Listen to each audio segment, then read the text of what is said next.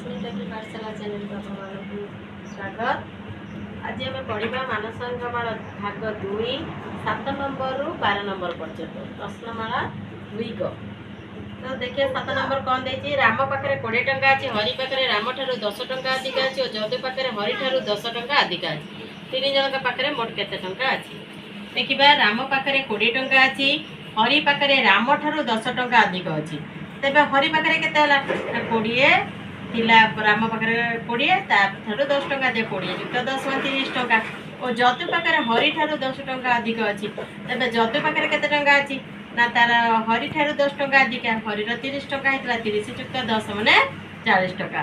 तेबे 3 जनकर मिसी मोट टंका केते ना रामर है 20 युक्त 30 युक्त 40 माने 90 टंका। अतएव 3 जन पाखे मोट 90 टंका अच्छी।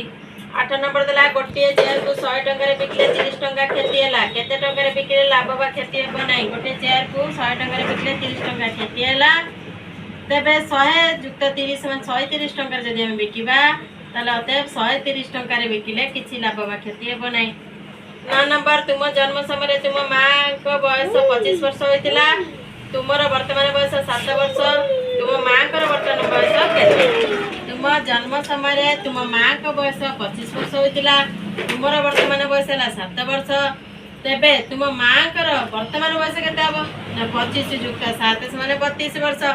अतएव तुम मां को वर्तमान बयस 32 वर्ष। 10 नंबर गोटे कुकुर ताठारु 10 मीटर दूर थिबा एक ठेकुआ को देखी ता पछरे दौड़िला। कुकुरटी ठेकुआ ठिया होइतिबा स्थान 40 मीटर दूर रे ठेकुआ को धरिला। कुकुर केते दूर दौड़ी ठेकुआ को धरिला। देखो से प्रथम जाइतिला 10 मीटर, तापर गला 40 मीटर, ताले तेबे 40 युक्त 10 माने 50 मीटर। अते कुकुर 50 मीटर दौड़ी ठेकुआ को धरिला। 11 नंबर गोटे सभार जेतिकी पिला थिले ताठारु 20 जन अधिक स्त्री और 30 जन अधिक पुरुष थिले। पिला संख्या 10 होइतिले सभार समुदाय केते जन पिला थिले।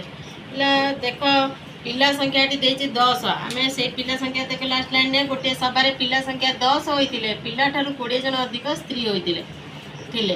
तेबे स्त्री लोक केते थिले ना स्त्री लोक संख्या हला 10 युक्त 20 30 जन और पिला ठारु 30 जन अधिक पुरुष थिले।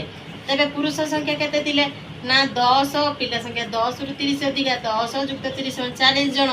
तेबे सब जाक मिसिकी केते जन लोक थिले ना तेबे 10 युक्त 30 युक्त 40 समान 80 जन। अतएव सभारे समुदाय 80 जन थिले। 12 नंबर गोटे पेंसिलर दाम ठारू गोटे कलमर दाम 3 टंका अधिक, गोटे पेंसिलर दाम 12 टंका हेले गोटे पेंसिल और गोटे कलमर दाम मिसी केते गोटे पेंसिलर दाम 12 टंका हेले गोटे पेंसिलर दाम ठारू गोटे कलमर दाम 3 टंका अधिक। तेबे गोटे कलमर दाम केते हबो ना ताठार 3 टंका हेले 12 युक्त 3 माने 15 टंका। तेबे 12 टंका युक्त 15 टंका समान 27 टंका। अतएव गोटे पेंसिल और गोटे कलमर दाम मिसी 27 टंका। 13 नंबर गोटे बक्सर जेते खंड ओडिया बही अच्छी ताठार 10 खंड अधिक इंग्रेजी बही अच्छी और इंग्रेजी बही ठार 10 खंड कम हिंदी बही अच्छी। और जदि ओडिया बही संख्या 10 खंड होता है तेबे बक्सटी समुदाय बही संख्या केते। देख जदि बक्सरे ओडिया बही 10 खंड अच्छी ताठार 10 खंड अधिक इंग्रेजी बही अच्छी। तेबे इंग्रेजी बही संख्या केते ना 10 युक्त 10 माने 20 खंड और इंग्रेजी बही ठारू 10 खंड कम हिंदी बही अच्छी। तेबे हिंदी बही संख्या केते हबो ना 20 फेड़न 10 माने 10 खंड। तेबे मोट केते खंड बही रहला ना 10 युक्त 20 युक्त 10 माने 40 खंड। अतएव बाक्सटी रे समुदाय 40 खंड बही अच्छी। रहिली नेक्स्ट क्लास रे हमें अवशिष्ट जी अंक रहा आम करवा। आज एतिकी निश्चित भाव में लाइक शेयर कमेंट करेंगे, मत मतामत जनइबे। रही जय जगन्नाथ।